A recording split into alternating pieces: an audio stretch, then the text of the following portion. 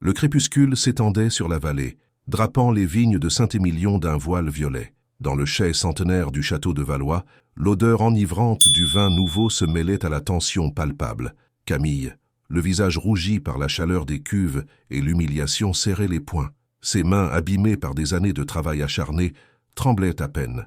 Depuis son plus jeune âge, Camille avait consacré sa vie au domaine familial. Orpheline de mère, elle avait été élevée par son oncle, Henri de Valois, un homme au regard froid et à l'ambition démesurée. Henri avait toujours fait sentir à Camille qu'elle était une simple employée, une bouche à nourrir, malgré le sang de Valois qui coulait dans ses veines. Ses cousins, Philippe et Isabelle, ne manquaient jamais une occasion de la rabaisser, lui rappelant constamment son statut inférieur. Ils étaient beaux, riches et promis à un avenir brillant, tandis que Camille, elle, était vouée à l'ombre du chai. Ce soir-là, Henri avait réuni toute la famille pour une annonce importante. L'atmosphère était électrique. Camille, debout à l'écart, ressentait un malaise grandissant. Elle savait que quelque chose de grave se préparait. « Mes chers enfants », commença Henri, sa voix résonnant dans la pièce, « comme vous le savez, le château de Valois est notre héritage, le fruit de générations de travail et de dévouement. Il est temps de préparer l'avenir. » Philippe, arrogant et sûr de lui, lança un regard narquois à Camille.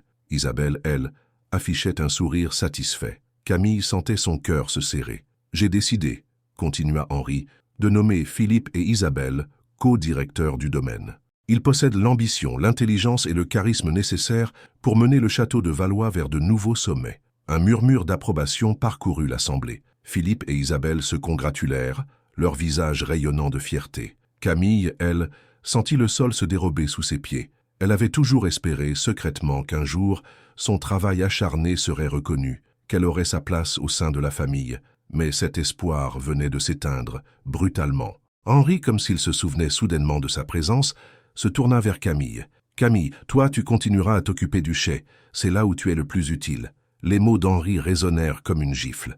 Camille sentit la colère monter en elle, une colère froide et déterminée. Elle avait passé sa vie à servir cette famille, à sacrifier ses rêves et ses ambitions pour le bien du château de Valois. Et en retour, elle n'avait reçu que mépris et exploitation. Mais la soirée n'était pas finie. Le pire restait à venir. Quelques jours plus tard, une cargaison de vin destinée à un important client américain fut interceptée par les douanes. Les analyses révélèrent une fraude massive. Le vin avait été coupé avec un produit de qualité inférieure. Le scandale éclata comme une bombe. La réputation du château de Valois était en jeu. Henri, furieux et paniqué, convoqua immédiatement Camille. « C'est toi » hurla-t-il, le visage rouge de colère. « C'est toi qui as saboté le vin. Tu as toujours été jalouse de Philippe et Isabelle. Tu as voulu te venger. » Camille, abasourdie, tenta de se défendre. « Je n'ai rien fait. Je suis innocente. » Mais Henri ne voulait rien entendre. Il était persuadé de sa culpabilité. Philippe et Isabelle, derrière lui, affichaient des mines faussement indignées. Ils avaient trouvé le bouc émissaire idéal. « Tu es renvoyé !» cracha Henri. « Et je vais porter plainte contre toi pour sabotage et fraude. » Camille, le cœur brisé et l'âme blessée, quitta le château de Valois, chassée comme une criminelle. Elle avait tout perdu. Sa famille, son travail, sa réputation. Mais au fond d'elle, une étincelle de rébellion s'allumait. Elle était innocente et elle allait le prouver. Elle allait se battre pour sa dignité et elle allait se venger de ceux qui l'avaient trahie. Son exil n'était pas une fin, mais un nouveau commencement. Un commencement où elle allait enfin prendre son destin en main. Resumo temático. Uma pessoa explorada e injustamente acusada pela família encontra a força para se libertar, cortar laços com seus exploradores e, através de uma reviravolta inesperada, ascende ao sucesso, enquanto seus algozes enfrentam as consequências de suas ações. Le vent froid d'automne fouettait le visage de Camille alors qu'elle s'éloignait du château de Valois, ses maigres possessions entassées dans une vieille valise. Chaque pas était une blessure, chaque souffle une brûlure. La honte la rongeait, mais au fond d'elle, une flamme de défi refusait de s'éteindre. Elle ne laisserait pas Henri, Philippe et Isabelle la détruire. Elle trouva refuge dans un petit village voisin, travaillant comme serveuse dans un café miteux. Les journées étaient longues et pénibles, mais elle refusait de se laisser abattre. Chaque sourire forcé, chaque café servi avec diligence était un acte de résistance. Elle étudiait le soir, empruntant des livres à la bibliothèque municipale, dévorant des traités de droit et de viticulture. Elle voulait comprendre comment Henri avait pu la piéger si facilement et comment elle pouvait prouver son innocence. Un soir, alors qu'elle nettoyait les tables après la fermeture, Un vieil homme, assis seul dans un coin sombre, l'appela. Il avait observé son assiduité et sa discrétion pendant des semaines. « Mademoiselle, dit-il d'une voix rauque, j'ai l'impression que vous portez un lourd fardeau. Peut-être puis-je vous aider ?» Camille hésita. Elle avait appris à se méfier de tout le monde. Mais il y avait quelque chose dans le regard du vieil homme, une sagesse tranquille qui la rassura. Elle lui raconta son histoire, les larmes coulant silencieusement sur ses joues. L'homme l'écouta attentivement, sans l'interrompre. Quand elle eut terminé, il hocha la tête lentement. « Henri de Valois est un homme puissant et impitoyable, dit-il, mais il a aussi des ennemis qui seraient ravis de le voir tomber. » Il expliqua qu'il était un ancien associé d'Henri, un homme qui l'avait trahi et ruiné. Il connaissait les secrets du château de Valois, les combines financières, les arrangements douteux. Il savait, par exemple, qu'Henri avait des problèmes de trésorerie et qu'il avait récemment contracté un emprunt important auprès d'une banque suisse. « Je ne peux pas vous donner d'argent, dit le vieil homme, mais je peux vous donner des informations qui pourraient vous innocenter et ruiner Henri de Valois. » Il lui tendit un morceau de papier plié. « Cherchez un certain monsieur Dubois à Bordeaux. Dites-lui que vous venez de ma part, il saura quoi faire. » Camille prit le papier, le cœur battant la chamade. C'était une lueur d'espoir, une chance de se venger. Elle serra le papier contre elle, sentant une force nouvelle l'envahir. Elle n'était plus la jeune femme naïve et effacée qu'elle avait été. Elle était une combattante, déterminée à obtenir justice. Quelques semaines plus tard, Camille se tenait devant la porte d'un immeuble cossu à Bordeaux. Elle prit une profonde inspiration et sonna. La porte s'ouvrit sur un homme d'âge mûr, au regard perçant et à la poignée de main ferme. « Monsieur Dubois ?» demanda-t-elle. L'homme acquiesça. « Vous venez de la part de Monsieur Laurent. Entrez. » Dans le bureau de Monsieur Dubois, Camille découvrit un monde d'intrigues financières et de secrets bien gardés. Elle apprit qu'Henri de Valois était au bord de la faillite, qu'il avait falsifié les comptes du château de Valois pour obtenir son emprunt, et que la fraude sur le vin était une tentative désespérée de renflouer ses caisses. « Nous pouvons prouver tout cela, » dit Monsieur Dubois, « mais nous avons besoin de votre aide. Nous avons besoin de quelqu'un qui connaisse le château de Valois de l'intérieur. » Camille accepta sans hésiter. Elle était prête à tout pour faire tomber Henri. Ensemble, ils mirent au point un plan complexe, impliquant des audits financiers, des témoignages discrets et une dénonciation anonyme aux autorités. Pendant ce temps, au château de Valois, Philippe et Isabelle savouraient leur succès. Ils organisaient des fêtes somptueuses, dilapidaient l'argent de l'entreprise et se moquaient ouvertement de Camille. Ils étaient persuadés qu'elle était définitivement hors de leur vie, qu'elle n'était plus qu'un mauvais souvenir. Ils ignoraient que la tempête se préparait et qu'elle allait bientôt s'abattre sur eux avec une violence inouïe. Un jour, un huissier se présenta au château de Valois avec un mandat de perquisition. La police financière fit irruption dans le chai, confisqua les documents comptables et interrogea Henri, Philippe et Isabelle. Le château de cartes qu'Henri avait construit s'effondrait sous ses yeux. Resumo tematico. Uma pessoa explorada e injustamente acusada pela família encontra a força para se libertar, cortar laços com seus exploradores e, através de uma reviravolta inesperada, ascende ao sucesso enquanto seus algozes enfrentam as consequências de suas ações. L'humiliation était totale. Henri, Philippe et Isabelle, menottés, étaient conduits hors du château de Valois sous les regards consternés des employés et des villageois. La scène était surréaliste, presque théâtrale. Camille, cachée derrière un arbre, observait la scène avec un mélange de satisfaction et de tristesse. Quelques jours plus tard, Camille fut convoquée au tribunal. Elle témoigna avec calme et précision, exposant les fraudes d'Henri, les faux bilans, les malversations financières. Elle expliqua comment elle avait été injustement accusée et renvoyée. Son témoignage fut accablant. Philippe et Isabelle tentèrent de se défendre, mais leurs mensonges furent rapidement démasqués. Ils se renvoyèrent la balle, s'accusant mutuellement, révélant ainsi leur véritable nature, leur avidité et leur cruauté. Henri, lui, resta silencieux, le regard vide, comme s'il avait enfin compris l'étendue de ses erreurs. Le verdict tomba comme un couperet. Henri fut condamné à une lourde peine de prison pour fraude fiscale et falsification de documents. Philippe et Isabelle furent reconnus coupables de complicité et écopèrent de peines plus légères, mais suffisamment lourdes pour ruiner leur avenir. Après le procès, Camille se retrouva seule devant le château de Valois. Elle hésita. Devait-elle rentrer, reprendre sa place? La colère et la rancune étaient encore présentes, mais quelque chose avait changé en elle. Elle avait prouvé son innocence, elle avait vengé son honneur, mais la victoire avait un goût amer. Alors qu'elle s'apprêtait à partir, Un notaire s'approcha d'elle. « Mademoiselle de Valois ?» demanda-t-il. « J'ai une lettre pour vous. Elle a été rédigée par votre grand-mère il y a de nombreuses années. » Camille prit la lettre, les mains tremblantes. Elle reconnut l'écriture fragile de sa grand-mère, une femme qu'elle n'avait jamais connue. Elle ouvrit l'enveloppe et lut les mots, les larmes coulant sur ses joues. « Ma chère Camille, » écrivait sa grand-mère, « si tu lis cette lettre, cela signifie que je ne suis plus là. Je sais qu'Henri ne t'a jamais considérée comme sa propre fille.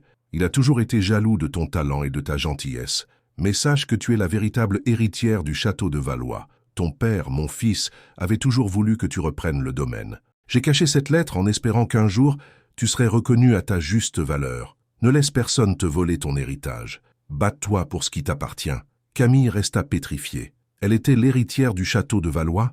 Tout ce temps, elle avait vécu dans l'ignorance, exploitée et méprisée par sa propre famille. Mais maintenant, elle connaissait la vérité. Elle avait un héritage à défendre, un avenir à construire. Elle se redressa, le regard déterminé. Elle entra dans le château de Valois, non pas comme une employée, mais comme la propriétaire légitime. Elle allait reconstruire le domaine, effacer les erreurs du passé et lui redonner son lustre d'antan. Elle allait prouver à Henri, à Philippe et à Isabelle qu'elle était capable de bien plus qu'ils ne l'avaient jamais imaginé. Elle allait créer un empire basé sur l'honnêteté, le travail acharné et la passion du vin, et elle allait le faire seule, sans l'aide de personne. Dans les jours qui suivirent, Camille se plongea dans les affaires du château de Valois. Elle étudia les contrats, les finances, les méthodes de production.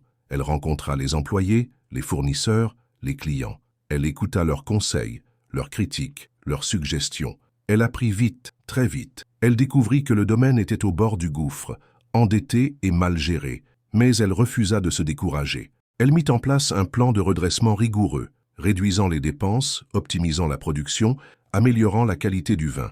Elle négocia de nouveaux contrats, chercha de nouveaux marchés, investit dans la promotion du château de Valois. Elle travailla jour et nuit sans relâche, sacrifiant son temps et son énergie pour le bien du domaine. Elle était déterminée à réussir, à prouver à tous qu'elle était digne de son héritage. Et petit à petit, le château de Valois commença à renaître de ses cendres. Les vignes, autrefois négligées, furent replantées et entretenues avec soin. Le chai fut modernisé et équipé des technologies les plus récentes. Le vin, autrefois médiocre, retrouva sa qualité d'antan. Les clients, autrefois déçus, furent à nouveau conquis. Le château de Valois devint rapidement synonyme d'excellence et d'innovation. Camille fut saluée comme une visionnaire, une femme d'affaires hors pair, une héritière digne de son nom. Elle était invitée à des conférences, interviewée par les médias, courtisée par les investisseurs. Elle avait réussi, elle avait prouvé son innocence, elle avait vengé son honneur, elle avait reconstruit le château de Valois. Mais au fond d'elle, elle savait que sa victoire n'était pas complète. Il lui restait une chose à faire, affronter Henri, Philippe et Isabelle. Un jour, elle se rendit à la prison où Henri était incarcéré. Elle le trouva vieilli, affaibli, brisé. Il la regarda avec honte et remords. « Camille, dit-il d'une voix faible, je suis désolé, j'ai tout gâché, j'ai été aveuglé par l'ambition et la jalousie, j'ai détruit ma famille et mon héritage, je mérite tout ce qui m'arrive. » Camille le regarda sans haine ni colère. Elle avait pitié de lui. Elle avait compris que sa vengeance ne lui apporterait pas le bonheur. Elle lui pardonna. « Je suis venu vous dire que j'ai repris le château de Valois, dit-elle. Je l'ai reconstruit. Il est plus beau et plus prospère qu'il ne l'a jamais été. Je vous invite à revenir quand vous serez libre. Vous pourrez y vivre et y travailler. Ce sera votre maison. » Henri fondit en larmes. Il avait enfin compris la grandeur d'âme de Camille, sa générosité et son pardon. Il avait tout perdu, mais il avait retrouvé sa fille. Camille quitta la prison, le cœur léger. Elle avait enfin trouvé la paix. Elle avait prouvé qu'il était possible de transformer la haine en amour, la vengeance en pardon. Elle avait trouvé sa voie, son destin. Elle était la reine du château de Valois, une reine juste et bienveillante, une reine qui avait conquis son royaume par la force de son courage et la noblesse de son cœur. Resumo temático. Uma pessoa explorada e injustamente acusada pela família encontra a força para se libertar, cortar laços com seus exploradores e, através de uma reviravolta inesperada, ascende ao sucesso enquanto seus algozes enfrentam as consequências de suas ações. Le temps passa. Le château de Valois, sous la direction de Camille, devint un modèle de réussite. Les vins étaient primés, les affaires florissantes, et le domaine attirait des visiteurs du monde entier. Camille, cependant, restait humble et accessible. Elle n'oubliait pas ses origines, ni la souffrance qu'elle avait endurée. Elle employait des personnes en difficulté, soutenait des associations caritatives et s'efforçait de rendre le monde meilleur. Un jour, une invitation arriva au château de Valois. Il s'agissait d'un gala de charité organisé par une prestigieuse association viticole. Camille hésita à y assister. Elle savait que Philippe et Isabelle seraient présents. L'idée de les revoir lui causait encore un pincement au cœur. Elle finit par accepter, convaincue par ses proches, que sa présence était importante pour le château de Valois et pour l'association. Elle choisit une robe élégante et discrète et se prépara à affronter son passé. La soirée était fastueuse. Des personnalités du monde entier, des journalistes, des critiques de vin, des investisseurs, tous étaient présents. Camille fut accueillie avec enthousiasme. Son nom était sur toutes les lèvres, son succès admiré par tous. Elle aperçut Philippe et Isabelle au loin. Ils étaient visiblement mal à l'aise, évitant son regard. Ils avaient vieilli prématurément, leur visage marqué par l'amertume et le ressentiment. Leur aura de richesse et de pouvoir s'était éteinte. Plus tard dans la soirée, alors que Camille discutait avec un groupe d'invités, Philippe et Isabelle s'approchèrent d'elle. L'air contrit, ils lui présentèrent leurs excuses. « Camille, » commença Philippe, la voix tremblante, « nous avons été injustes envers toi. Nous avons été aveuglés par l'envie et l'orgueil. Nous te demandons pardon. » Isabelle acquiesça, les larmes aux yeux. « Nous avons tout perdu à cause de nos actions. Nous avons honte de ce que nous avons fait. » Camille les regarda attentivement. Elle sentait leur sincérité, leur regret. Elle savait qu'ils avaient payé le prix de leurs erreurs. « Je vous pardonne, » dit-elle, simplement. « Mais vous devez apprendre de vos erreurs. Vous devez reconstruire votre vie et vous devez mériter le pardon des autres. » Philippe et Isabelle la remercièrent chaleureusement. Ils semblaient soulagés, libérés d'un poids. Quelques mois plus tard, Camille reçut une lettre de Philippe. Il lui annonçait qu'il avait trouvé un emploi dans une petite exploitation viticole et qu'il travaillait dur pour se racheter. Isabelle, quant à elle, s'était engagée dans une association d'aide aux personnes en difficulté. Camille sourit. Elle était fière d'eux. Elle avait réussi à transformer la haine en amour, la vengeance en pardon. Elle avait montré qu'il était possible de se relever après une chute, de reconstruire sa vie après une tragédie. Elle leva son verre en l'honneur de sa famille, de son héritage et de son avenir. Elle était la reine du château de Valois, une reine juste et bienveillante, une reine qui avait conquis son royaume par la force de son courage et la noblesse de son cœur. Elle savait que le chemin serait encore long et difficile, mais elle était prête à affronter tous les défis. Elle avait trouvé sa voie, son destin, et elle était heureuse. Un soir d'été, alors que le soleil se couchait sur les vignes du château de Valois, Camille se promenait dans les allées, savourant la beauté du paysage. Elle se sentait en paix, sereine, comblée. Elle avait tout ce qu'elle pouvait désirer, le succès, l'amour et le respect, mais elle savait qu'il lui manquait encore quelque chose. Elle avait besoin de partager son bonheur avec quelqu'un. Elle avait besoin d'un compagnon, d'un ami, d'un amant. Alors qu'elle s'apprêtait à rentrer, elle aperçut un homme, debout près de la fontaine. Il était grand, élégant, et son regard était rempli de tendresse. Elle le reconnut immédiatement. C'était Jean-Luc, son amour de jeunesse, celui qu'elle avait dû quitter pour se consacrer au château de Valois. Ils se regardèrent longuement, sans dire un mot. Le temps sembla s'arrêter. Puis, Jean-Luc s'avança vers elle, lui prit la main et l'embrassa. « Je suis revenu, » dit-il d'une voix douce. « Je n'ai jamais cessé de t'aimer. » Camille sentit son cœur se remplir de joie. Elle avait enfin trouvé le bonheur parfait. Elle avait tout ce qu'elle pouvait désirer. Elle était la reine du château de Valois et elle avait trouvé son roi.